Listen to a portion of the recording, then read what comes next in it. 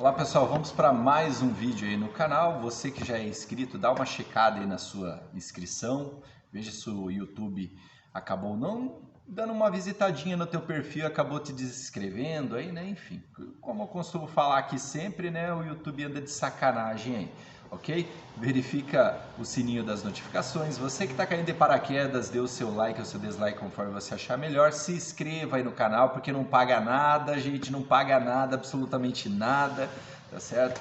Quer comentar aqui embaixo, fiquem à vontade, porque é a casa de vocês, ok? Então vamos para frente aí, pessoal. Primeira matéria aqui, as principais da semana. Desemprego no Brasil cai para o menor nível desde 2015, segundo o IBGE. Isso porque, pessoal, nós tivemos uma crise mundial, como nós todos sabemos aí, questão da pandemia, do fica em casa, etc. Teve muita quebradeira, muitas empresas quebrando, muito desemprego, né? Enfim, aquela choradeira toda, né? E claro que o governo evidentemente teve que rebolar, teve que fazer algumas tratativas, algumas medidas eficazes para quê? Para justamente para fazer com que empresas não quebrassem e que não houvesse aquele desemprego em massa, que de fato houve muito desemprego, poderia ser muito pior, evidentemente que com essas medidas, claro, acabou até acabou contendo um pouco essa piora na questão do índice, nesse aumento do índice do desemprego, certo?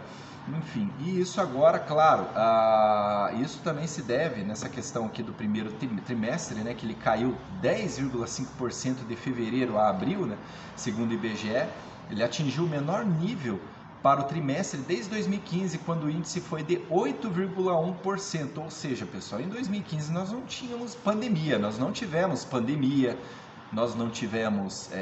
guerra, né, entre Rússia e Ucrânia, enfim. Né? Então isso significa o que, pessoal? Significa que a retomada econômica do nosso país tem sido primordial para isso também, evidentemente, né? O pessoal, claro, quando se iniciou a retomada econômica novamente, o pessoal passou a consumir mais, passou a comprar mais também, né? Isso conforme muitas pessoas também que tiveram que se reinventar com a questão do desemprego, né? Muitos foram empreender. Inclusive há várias entrevistas aí, vários relatos de pessoas aí que receberam seus auxílio emergencial e passaram a investir em um negócio próprio, um mini negócio em casa, enfim, né, com doces, às vezes até com tricô, com roupas, etc. E muitos, né, claro que ganhos passaram a ter um ganho significativo, melhores do que se estivessem trabalhando como empregados, e muitos, né, acabaram por continuar, né, na questão do empreendedorismo, né? Ou seja, o brasileiro também, quando ele quer, ele sabe ser criativo, né? Ele sabe sair de situações assim desconfortáveis, diga-se de passagem, né? Então nós temos né, graças a Deus, porque nós temos né, essa essência, né? Enfim, pessoal, né? A economia, ela mostra melhora, mas a situação segue delicada. A economia mostra melhora, mas sempre tem aquele mas, né, da grande mídia aí, né? E a situação segue delicada, né?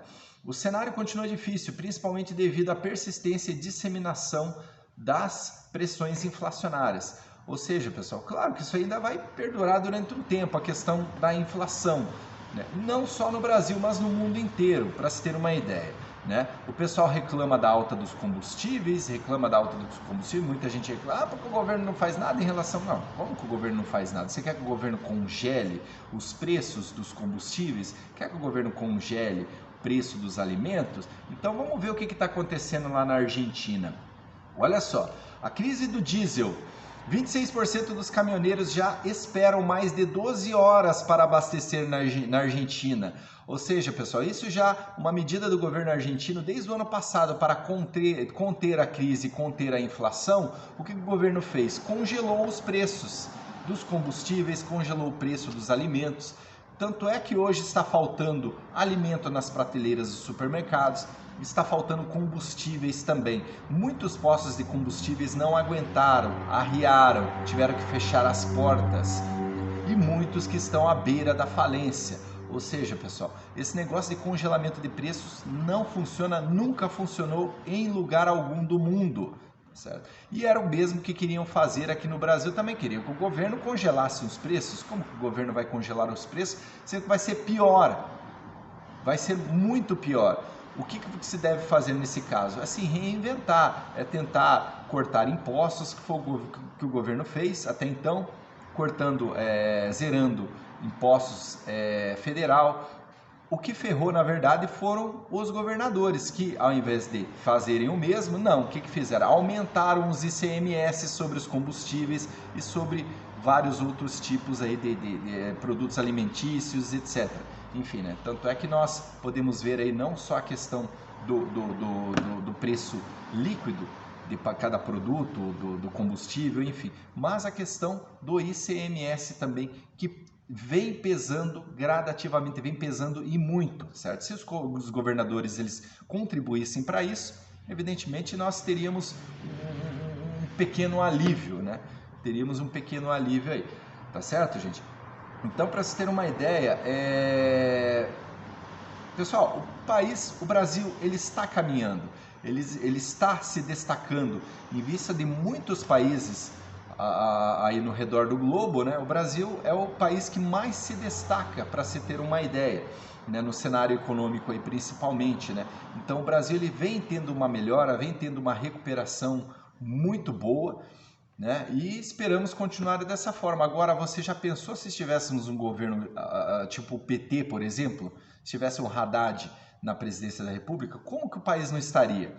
Com roubalheira, enfim, mesmo com o governo Bolsonaro, que a priori, governo federal, não há escândalos de corrupção, mas nos governos estaduais nós vimos aí vários escândalos, aí, principalmente na época da pandemia, né? Quando o governo injetava dinheiro nos estados, o que aconteceu? Houve muitos desvios aí de milhões, bilhões, chegou na casa dos bilhões aí, para vocês terem uma ideia, tá certo, gente? Então, pessoal, ano de eleição esse ano. Então, pelo amor de Deus, gente, vamos escolher certo, vamos escolher candidatos aí que tenham as suas reputações ilibadas e de preferência que sejam pessoas novas, né? Vamos renovar o Congresso, vamos renovar aí as cadeiras aí das assembleias estaduais, né? Assembleias legislativas estaduais, enfim, né? O Congresso Nacional também, não é mesmo? Então vamos focar nisso aí, né? A partir de agora, porque querendo ou não, né? Nós também devemos nos preocupar com a questão política do nosso país também, evidentemente, ok, gente? Então fica o recado de hoje aí para vocês, fiquem com Deus e até a próxima.